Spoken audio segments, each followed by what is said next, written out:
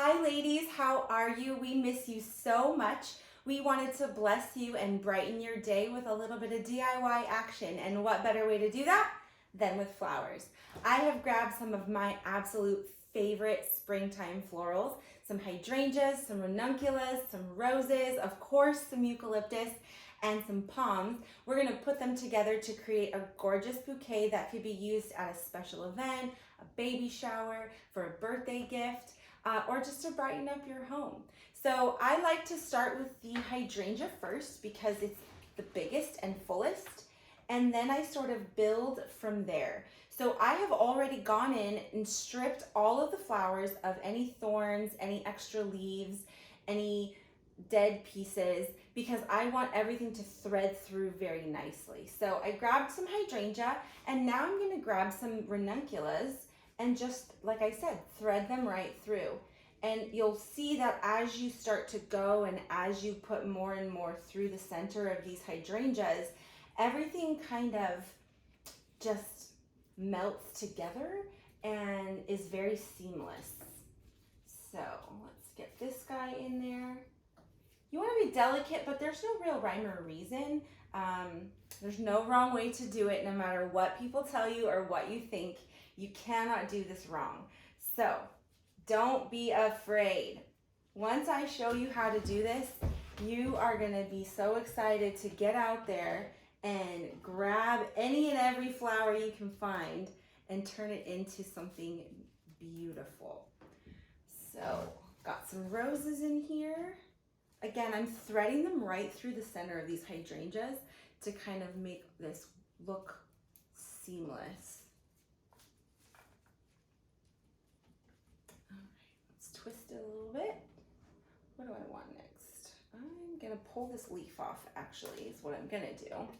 Don't be afraid to take leaves off, extra stems off. If that's not where you want it, then don't put it there. Get some more palms. And then I'll sandwich those in with some more hydrangea. All right, so that's the base of what I'm gonna be working with. And now I'm just gonna kind of go in, fill around, and thread some additional flowers through. So like, I don't need that one. I just want this one. But I could use this down here if I wanted to.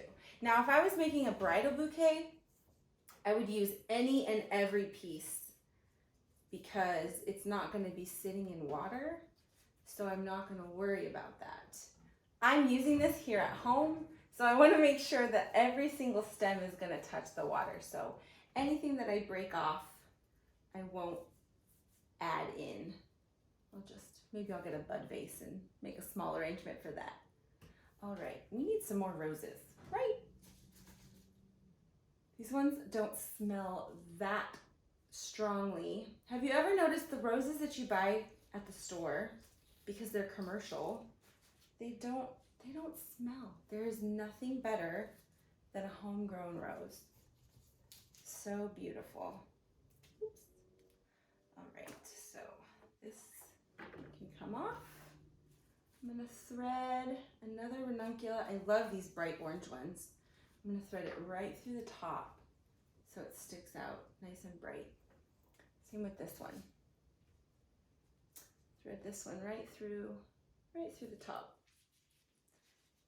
And again, because there's no thorns and on the roses, these are going in nice and smooth, and I'm not damaging the flowers. I'm not tearing the stems. Pop this one right on the edge. Get some yellow. The colors of the season are so gorgeous. I think I need some eucalyptus now. So these have lots of fun little sprigs bouncing off of them. But again, I'm just gonna thread it right through. No real method to my madness. This one looks good. This is a nice single stem. I will say, even though I said there's no rhyme or reason, you You do want to try and work in odd numbers because it helps balance the arrangement. That goes for everything. That goes for flowers, whether it's a centerpiece or a bouquet. That even goes for balloon bunches. Have you ever noticed they always give it to you in odd numbers? Just looks more balanced. So I will add another eucalyptus right over here. All right. So how do we do? I'm loving it. I feel like I might need a little bit of color over here. So I'm gonna grab this orange ranuncula,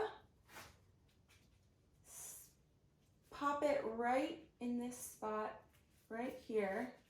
And once your hand gets tired, you know you're done.